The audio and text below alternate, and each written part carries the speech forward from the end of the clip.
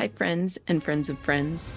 Welcome to the Still Podcast Author Series Season 2. This season's guests are authors who write books for children, the young readers to teenagers, and even those who are still young at heart. During each episode, you will learn more about the writer and their books.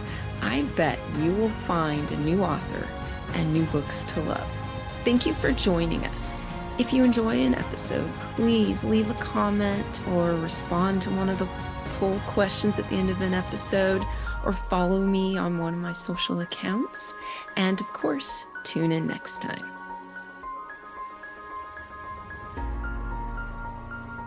Hello, friends, and welcome back to the podcast author series. With me today is Keely. Oh, I should have asked you before this. How do you pronounce your last name? Well, I pronounce it Parrack, but lots of people pronounce it Parrack, which I think is quite fancy. So either way, it's fine. Parrack sounds maybe French. I know. It reminds me of like Stephen Colbert instead of Stephen Colbert. So Keely Parrack? Yes. Wait, but okay, I said it without the British accent and it just didn't sound the same. Say it one more time. Parrack. Keely Parrack. Okay, so with me today is Keely Parrack, who has written and published 2 young adult thriller books and 2 picture books. Yeah, that's right. Yeah, that's absolutely right. Thank you so much for having me, Heather. It's wonderful to be here. So I will have to say I don't read too many thriller books in general. I know a little bit about the art in writing them. And I have to say your first couple chapters of Don't Let the Cold In just sucked me right in. And I read that book in a few days, which is always a good sign to me. Oh, that's fantastic. I love it when people say that. My aim when I was writing Don't Let in the Cold, I think particularly with thrillers with YA, I wanted it to be the kind of book that you could just sit with and just devour in like an afternoon.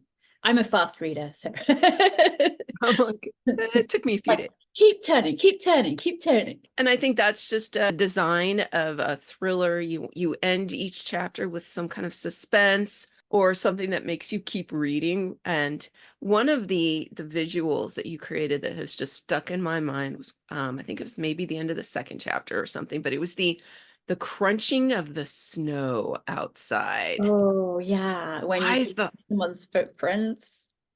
That just it grounded me as a reader into the scene. It had that tactile, but the dread, like everything, I just thought that was so perfect. As you can tell, it's still with me, and I finished the book over a week ago. So that's wonderful. I love that it had that effect on you. yes, it's set in Lake Tahoe. Mm-hmm. And I'm very familiar with Lake Tahoe, it being, 2.5 hours from here. And so I know when I was reading, I'm like, oh, I wonder where this is. I was trying to figure it out. And then soon enough, you mentioned that it was near North Star, I think. Mm-hmm. Mm-hmm. So can you just elaborate on how you chose that particular setting? So I have a really good friend who she used to do writing retreats from her Tahoe place in North Star. So she'd get a bunch of writer friends and we'd go up there and spend the weekend and like write and chat and laugh and whatever. So I'm like really familiar with that area.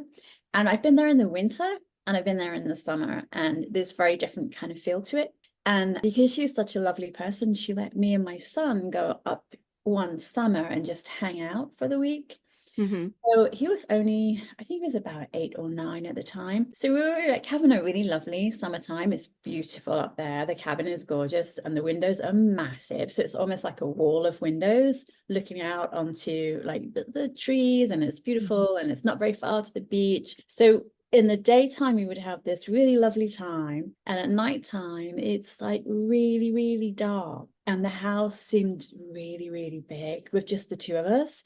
And it's the kind of cabin very similar to in the book where you come in and there's like a grand room with everything. And then you go down and there's like a dark corridor with loads of doors. And freaked my son out so much that he wouldn't sleep downstairs because it was really dark and kind of empty and room after room after room of emptiness. And so we ended up absolutely freaking ourselves out. I was trying not to freak out, but I was like, it's like being in a goldfish bowl where if you have the light on, everyone can see you, but you don't know what's outside.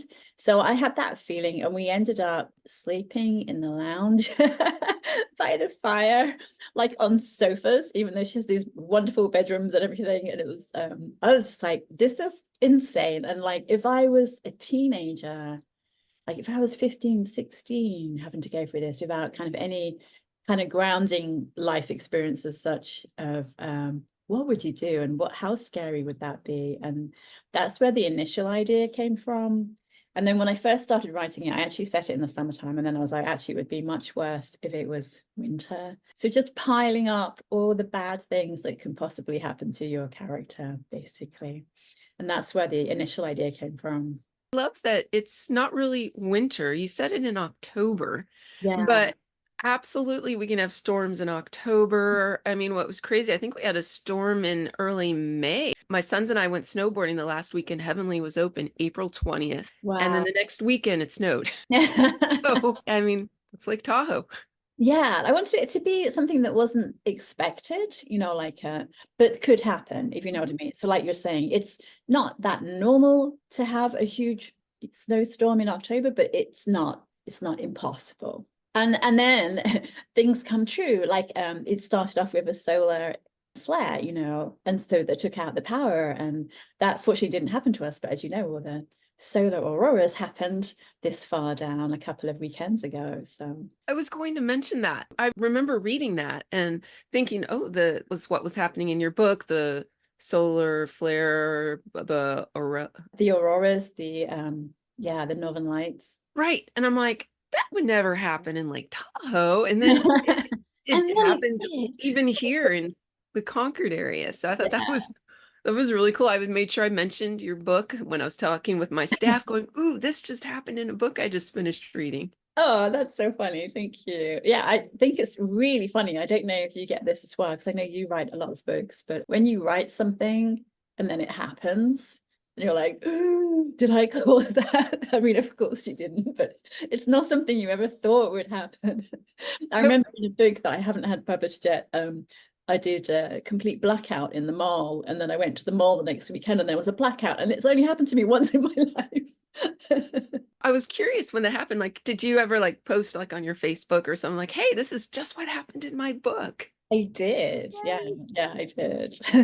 Did a nice little Canva on that. Excellent. And your book starts off, we have Lottie, Alex, and Jade. So Lottie and Jade, they're new stepsisters Mhm. because Jade's dad and Lottie's mom just got married and they go off on their honeymoon. And it's just a one-night honeymoon and they're supposed to be back the next day and then enter in the unexpected storm with two girls alone for the night in a kind of removed cabin. Yeah, I removed it from where the cabin really is. Because, if you have it actually in North Star with all the stores and people around, it's not really that tense and scary. I wanted to create as much tension as possible, but I didn't want the girls to be enemies. I just didn't want them to know each other very well, so that during the course of the story, they have to start trusting each other and relying on each other in ways that they didn't expect, which I think really brings them together, which the character kind of arcs were really important to me in that story. Mhm. Like learning to trust people or figuring out when not to trust people as well. So especially with Alex being so kind of gray a character in some ways, especially at the beginning of like, can you trust him? Can you not trust him? And trying to figure that out. And if you don't figure it out, you're not going to survive. So that was important to me. And then now your second YA thriller. I remember you telling me that you had to write that one a lot. Like the first book took you 10 years, and the Yeah. second book you did in what, 6 months? What was it? Oh no, it was, ooh, thank goodness, not that much. Okay. It was kind of over a year, but Okay. so the first one took me 10 years, like not of constant writing, but of Mhm. trying to figure out the story and then having it critiqued in my critique groups. And then I'd go to different conferences and have it critiqued professionally. And it would always be like, oh, this is really close. And then I think because I kind of had the luxury of time and also the kind of growing myself as an author, and then it became that I was rewriting the story and like moving things around, like keeping the characters but moving it around rather than actually progressing, if that makes sense. It's like moving the furniture on the ship when it's sinking rather than saving the ship. But then I did get it together. So that was a wonderful experience. And I always felt like I'd kind of got my PhD in writing by writing that book. Mhm. And then with the agent I had at the time, it got to a point where I was like, I feel like this book has been a really good learning process and maybe we should move on to the next book. And she was like, no, we're going to sell this book. And she sold it 2 weeks later. So yay. But the next book, so it was a 2-book deal, which is great because you've already sold the second book, but it was a thriller or a mystery, and we hadn't figured out what it was going to be yet. And then at the time, my son was going to college in Portland. So I was driving up and down. It was also during COVID, the beginning of COVID, which is quite an extremely stressful period of time for us all because it was suddenly the world changed kind of virtually overnight and we were all in lockdowns. And then we had the fires. We remember because you're in the Bay Area too, the San Francisco fires. Well, the whole Bay Area fires, but when the sky turned orange. So we were Yes. in lockdown and the sky turned orange and you couldn't really go out because of all the smoke and also because of COVID. So we were driving up and down 10 hours from the Bay Area to Portland to check in on our son and give him different things that he needed. And that's where the idea for that grew from, whatever, because I know the stress that junior and seniors go through trying to pick their colleges and all that kind of stress. So I figured out that's where I wanted the girls to be at. And I really wanted to write a kind of friendship or frenemy book because I know it's like a really stressful period of your time anyway, but the friendship groups are so important and so intense and they can just fall apart for nothing. So I really wanted to write about that. So then I had this idea of, well, if you were trapped in Portland and you had to get back and you had to rely on someone that you totally knew you couldn't rely on, and then you just kind of grin and bear it for 10 hours, but then as you know, things go really wrong. So on the way home, when you think you're just driving down the freeway and there's wildfire alerts, and then you find out you're picking up your absolute worst memory from middle school, and you already think it's going to be tricky, but then, yeah, they take a detour for donuts and it just all goes terribly wrong from there. So the book, 10 Hours to Go, Mhm. is you mentioned juniors and seniors. Is it in high school or college? Yeah, in high Okay. school. Yeah, because I remember that I think it's junior year, you suddenly realize that everything that you've done really counts and it all adds up. There's like no redo. So unfair. But then it becomes really, really stressful and everyone's talking about college and everyone starts visiting college in junior year. And then in senior year, you're supposed to kind of know what you're doing, but I'm sure most of them don't really know what they're doing and it's tricky to navigate.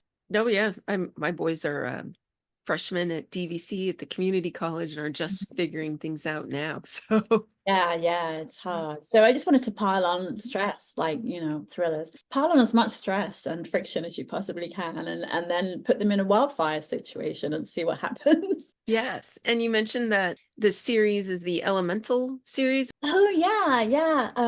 So Sourcebooks made me these really fantastic, I don't know if I have one here, made me some really fantastic bookmarks with both books on 10 Hours to Go and Don't Let in the Cold, and they called them Elemental Thrillers. And I thought, oh, that's just brilliant. Oh, you have one, yes. Yeah, I can with the green screen. It's a little tricky, but there it is. Yeah, it's so cool. And I was like, oh, I love that description. It's perfect. And I didn't even realize when I was writing them, which is really silly, until afterwards when you see the 2 books together and it's fire and ice.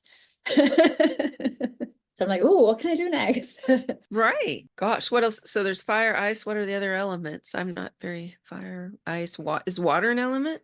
Yeah, Because I ice is guess an air. I don't know. I thought and the landscapes. We could do drought. ooh. So the cool thing about the drought. Okay. is the climate, global warming. That's a big topic in our science for sixth graders. Uh-huh. I teach sixth grade, and I was just looking at a teachers of English organization, and they're looking for how English teachers incorporate the global climate concern into their curriculum. So any books Interesting. like that, Yeah, yeah. we'd be able It to was funny because incorporate. when I was writing both of these books, actually, because they're both kind of climate changey, um, and I know it's like a really massive concern, as it should be, but in Don't Let in the Cold, both of all the characters talk about the climate change and the fact that the bears aren't, hibernating because of climate change. I know there's a huge snowstorm, but it's like these are impacting the impact on the environment, and obviously with the wildfires happening more and more often, and the heat. Yeah, so I definitely made a point in both of those books of making obvious that this was not normal and things had changed, and these were the reasons why it was changing. Yeah. And what I'm really excited about, at least, okay, I've read the first book, Don't Let the Cold In, but what I'm really excited about is it's young adult fiction my sixth graders can read.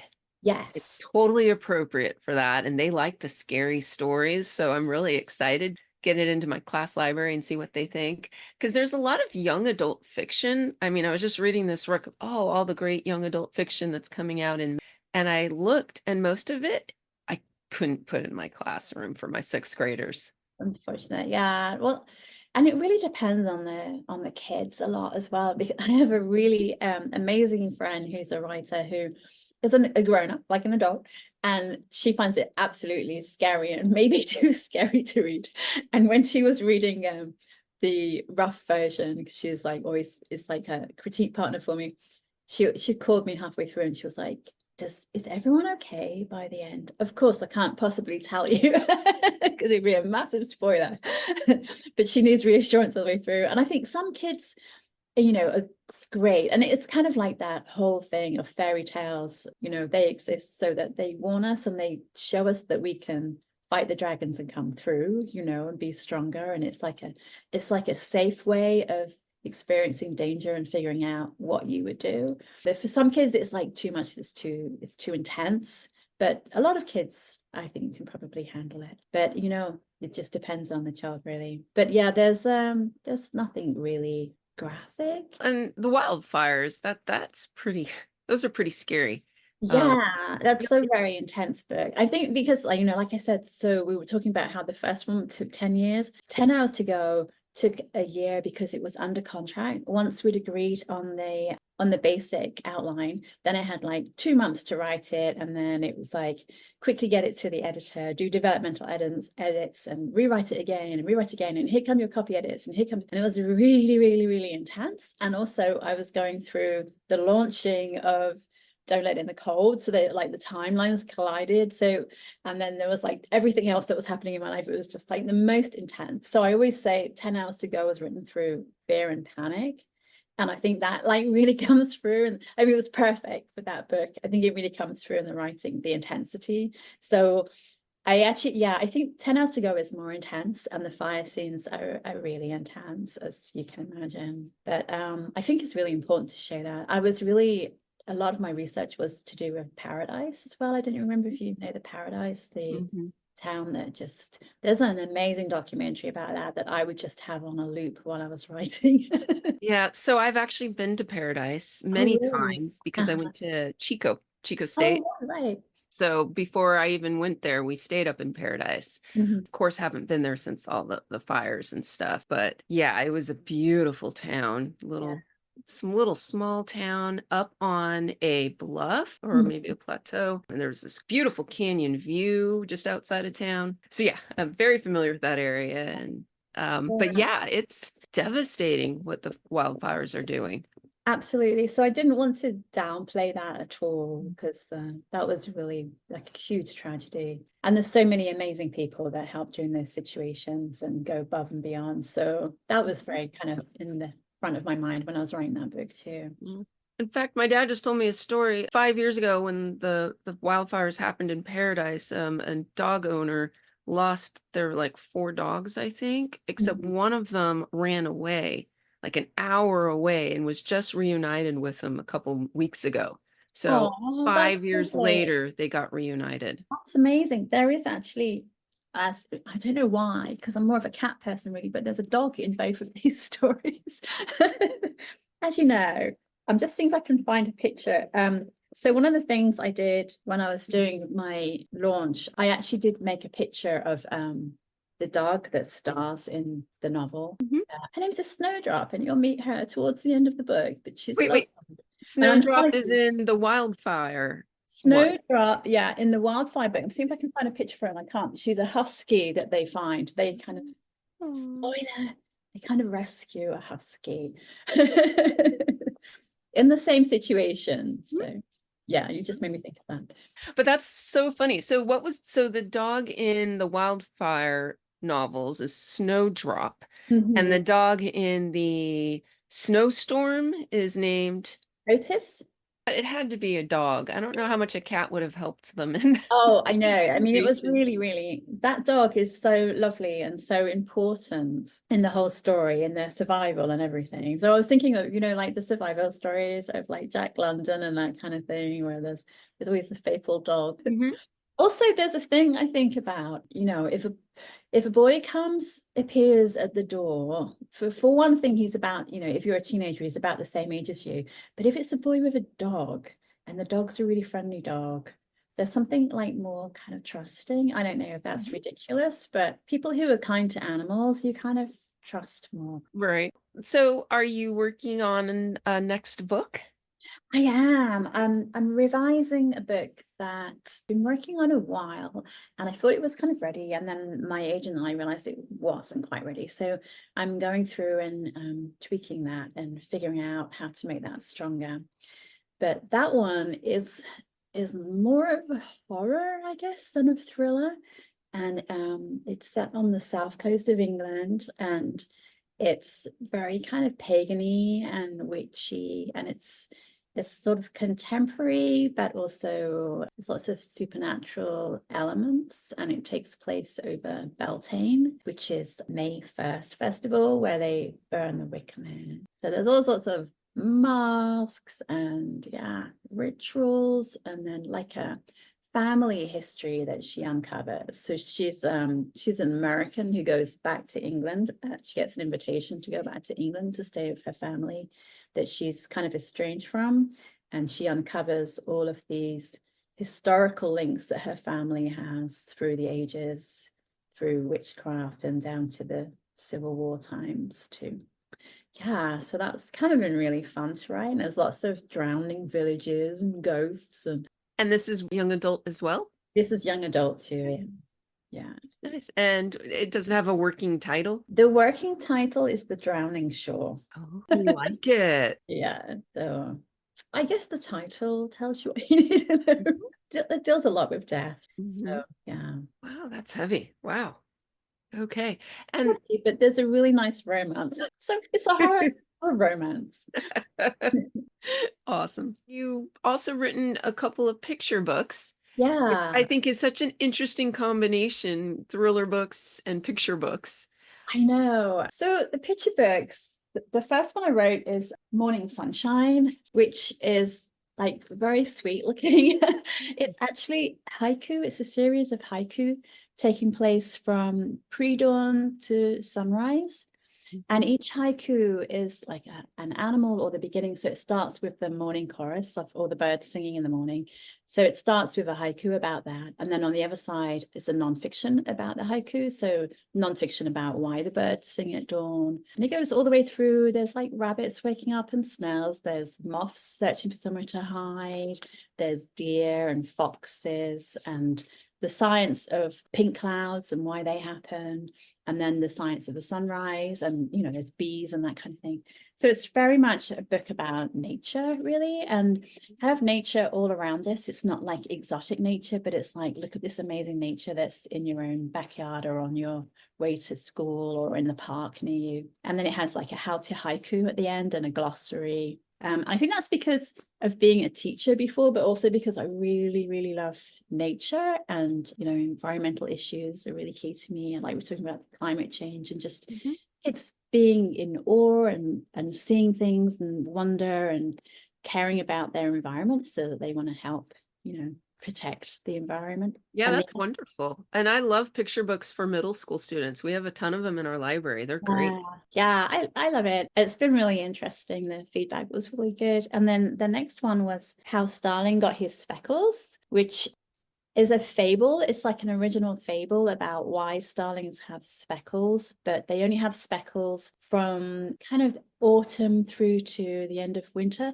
And during that time, they murmurate, which is when thousands of them kind of gather together and fly in these amazing flocks and change shapes and all the reasons that they might be murmurating. But it's about a very proud little starling who doesn't want to murmurate because he thinks his feathers so stunning and no one's going to see them if he has to be part of a flock. So it's really about how together is warmer and safer than alone. But my editor did point out it's really a thriller for beginners because while the little starling's on his own, a hawk notices him, and it's really not safe to be a little starling on your own with a hawk around, and his friends come and rescue him. So I'm very fond of the Starling. It's a very sweet book. And the illustrations on How Starling Got His Speckles are by Antonio Goffo, who's Italian, and I think the illustrations are just stunning. And the illustrations on Morning Sunshine are by John Baget, who is also wonderful, and he did the Baby Shark illustrations too.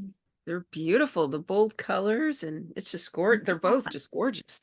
And so they are really, really different. It's really different writing a picture book from YA. And I think it's because, as you know, when you write novels, they are so big and all-consuming, and they kind of occupy all your thoughts no matter what else you're doing. You're like, your head is in the novel while you're writing it. And it's really nice in between, like when I send off a draft to an editor or an agent and you're waiting for feedback and you've got like maybe a 4 or 6 week period to be able to focus on something, like really focus on a tiny moment of something like you do in picture books. And it's more of like a puzzle, I think, to me, because every single word matters so much. It's more like fitting a puzzle together of how can you say what you want to say in this short amount of time, but also have like real impact and have like the whole arc and everything. It's like essence of a story, or like poetry. I love writing poetry, but it's funny because they're all about nature. So it's always, the picture books have a nature kind of element to them always. And I feel like my writing does as well, like the setting and the kind of environment that it's in is like a character of the story. So I think that's what they have in common. And then since starting to write picture books as well, and this whole journey, I have a part-time job as a naturalist now, which just seems perfect. That's awesome. Where are you a naturalist? For the city of Pleasanton. Okay. Yeah. Awesome. Yeah, it's fun. So you like to write poetry and you like to write about nature. And so, of course, haikus tend to be, poems on nature. So I could see that going. Now, is the second book about the starlings, is that also in verse? No, it's not. Okay. It's just regular writing. Well, like I said, I'm so impressed. You write picture book, you write poetry, you write thrillers, now you're doing a horror, and they're all, you're writing all these, they're getting published. Are picture books and the YA books through the same publisher, or do you get different publishers? Oh, they're different publishers. Yeah. So both of those, actually, Source Books does do picture books, but I've never actually sent them any. That's who publishes my thrillers with Source Books Fire. And the first picture book was with a local publishing company called North Atlantic Books, which are in Berkeley. So they're independent, they're based in Berkeley, and they're very like nature and spirituality and diversity and politics kind of based. But they are kind of affiliated with Penguin Random House, does their distribution for them. And then How Starling Got His Speckles is with Barefoot Books, which is a small independent publishing company in Cambridge, Massachusetts. And they also are part of Penguin Random House, or they get distributed by them. So that was kind of funny to me that everyone is. And I think Source Books just recently became part of Penguin Random House. So it's like, so it's kind of under an umbrella of the same company, but none of the individual publishing houses know about the other books too much, I think. Okay. I'm curious. So you have your English accent, and I remember you're from England. How long have you been living here in California? Oh, ages, like at least just over 20 years or so. I came here with my husband and we were going to be here for 2 years. It was just going to be for fun for 2 years. And he's in IT. So we were like, oh, we can do this. And then we just kept staying. legally, but we kept staying. And then we had my son, and then we were like, well, let's see what happens here. And then we were waiting for him to finish elementary, and then we waited for him to finish middle school, and then we're still here. And then we're like, oh, we're here now. We eventually became citizens. But yeah. Well, and that's really cool that your next book is set in England. So your character's going back to learn about their homeland. And of course, you're going back home Yeah. for writing that. How was that? I think it's really interesting, especially living somewhere like California, where so many people that you meet and become friends with, their families, even if it was like 2 generations ago, maybe came from somewhere else. And many of my son's friends, their parents had only recently arrived in America, and so the children were like not even quite first generation immigrants, or like my son was a first gen, like born here, but his parents have very different culture, and all this kind of different cultures, and they're bringing all these wonderful experiences to the same country. And it just kind of made me wonder about what would you want to find out about your history, and what if the history, it's like, let's go back to the homeland, and what if what happened and what your ancestors were up to wasn't so great? Like, how do you deal with that, and what can you do about that? And so that was kind of what I was exploring there. Because I think there's always like a longing of, even if you've been here many, many generations, of like, oh, it's like a very American kind of stereotype to go, oh, I'm kind of Irish, but actually you've never been to Ireland, and neither have your parents, but you have like ancestry there. And to go back there and it'd be like, oh, this is my homeland. But what if what you discover isn't so great at all? That was kind of what I was going with. The one I'm working on now. Excellent. Well, good luck with that. Do you have like a deadline or any plans on when it'll be published? Oh no, it's not on contract. Okay. Which is kind of nice and not nice. So it's nice because it gives you the space to really try and get it as good as you possibly can before it gets sent out. But it is amazing working with an editor from the very beginning of an idea as well. So it's like a very different experience. But I'm hoping to finish this draft, get it really nice and polished by the end of summer. And then we'll see. We'll keep our fingers crossed. Is there anything else you wanted to talk about that I haven't asked about? Not that I can think of. I know people always say, like, what's your advice to new writers, or even to people who've been writing a long time and haven't quite got published or got an agent yet. And it would be, from my experience of Don't Let in the Cold, is to keep persisting. I always say there's 3 things that really help. I mean, the first is luck.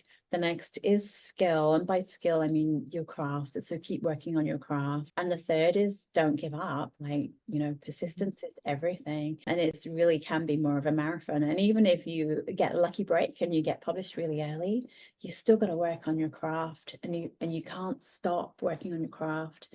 And a lot of people who get published really early then have a break where things aren't working so well. So then you have to carry on persisting anyway.